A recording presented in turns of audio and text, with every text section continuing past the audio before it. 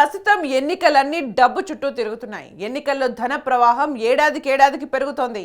ఓటర్లను ప్రలోభ పెట్టడానికి దాదాపుగా అన్ని రాజకీయ పార్టీలు డబ్బులు వెదజల్లుతున్నాయి.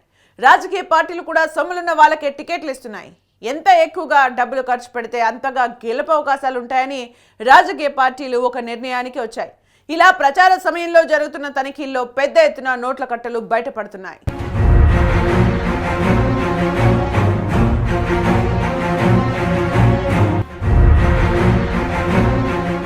స్వతంత్రం వచ్చిన కొత్తల్లో ఎన్నికల ఖర్చు చాలా తక్కువగా ఉండేది.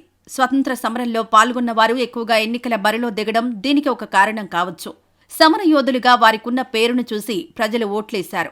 ఎన్నికల్లో విజయం సాధించడానికి డబ్బు ఖర్చు పెట్టాల్సిన పరిస్థితులు అప్పట్లో ఉండేవి కావు. అయితే ఇదంతా గతం.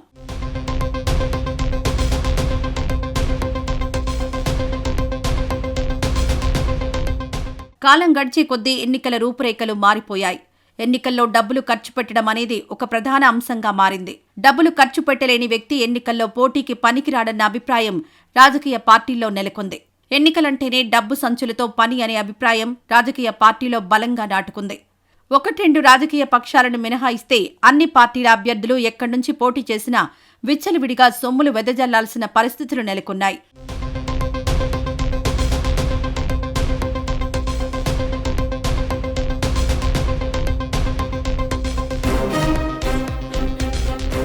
మన దేశంలో 1962 వరకు జరిగిన లోక్సభ ఎన్నికల్లో డబ్బు ప్రస్తావనే లేదు.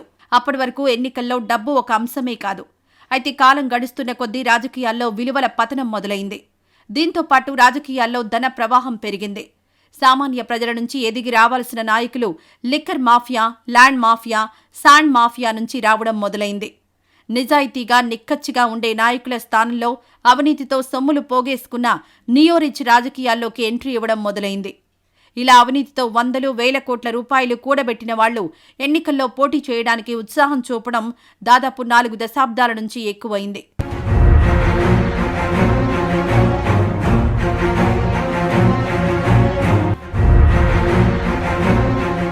సహజంగా టికెట్ ఆశించే వాళ్లు ఎక్కువ మంది ఉంటారు. దీంతో టికెట్ ఆశించే వాళ్లను విడివిడిగా పిలిపించి ఎంత ఖర్చు పెట్టగలవు అని సూటిగా ప్రశ్నించే దుర్మార్గమైన సంప్రదాయం రాజకీయాల్లో మొదలైంది. 100 కోట్లు వెదజల్లి ఎన్నికల్లో గెలిచిన వాళ్లు ఆ తర్వాత అదే స్థాయిలో అవినీతికి పాల్పడుతున్నట్లు ఆరోపణలున్నాయి. ప్రతి పనికి ఓ రేటు పెట్టి సొమ్ములు వసూలు చేస్తున్నట్లు ఆరోపణలొస్తున్నాయి. ఎన్నికల్లో గెలుపునకైన ఖర్చును రాబట్టుకోవడంతో పాటు వచ్చే ఎన్నికల్లో పోటీకి కూడా అవసరమైన సొమ్ములను సంపాదించుకోవడంలో రాజకీయ నేతలు బిజీ అయిపోతున్నారన్న అభిప్రాయాలు వ్యక్తమవుతున్నాయి.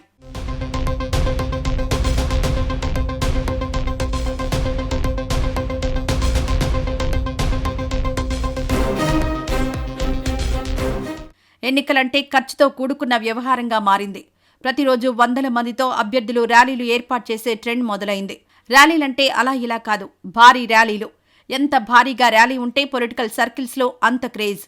ర్యాలీల్లో పాల్గొన్న వారికి బిర్యానీ పొట్లాలు, లిక్కర్ బాటిల్స్, బేటా కింద సొమ్ములు అందజేయడం సర్వసాధారణమైంది. దీంతో పాటు పోలింగ్ సమీపిస్తున్న కొద్దీ గల్లీ నాయకులను పట్టుకుని హోల్సేల్గా అందరి ఓట్లు వేయించాలంటూ భారీ ఎత్తున డబ్బులు అందజేసే ప్రక్రియ మొదలైంది.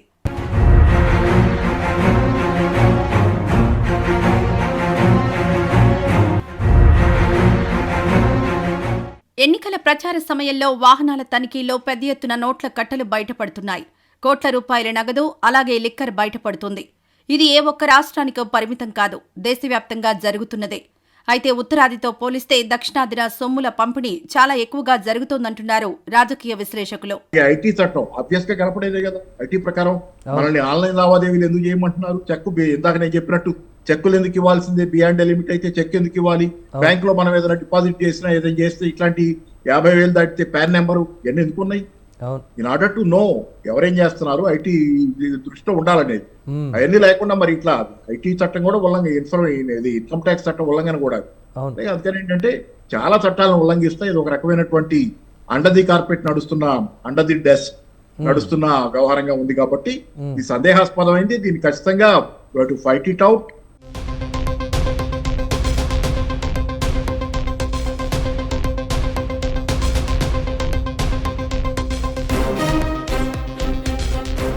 ఎన్నికల ఖర్చుపై ఎన్నికల కమిషన్ గట్టి నిఘాను ఏర్పాటు చేయాల్సిన అవసరం ఉంది. ఎన్నికల ఖర్చు కింద నేతలు పెట్టే ఖర్చును కూడా సమాచార హక్కు పరిధిలోకి తీసుకురావాలి. అప్పుడే ఎన్నికల్లో ధన ప్రవాహాన్ని అరికట్టడం పూర్తిగా కాకపోయినా కొంతమేరకైనా సాధ్యమవుతుంది.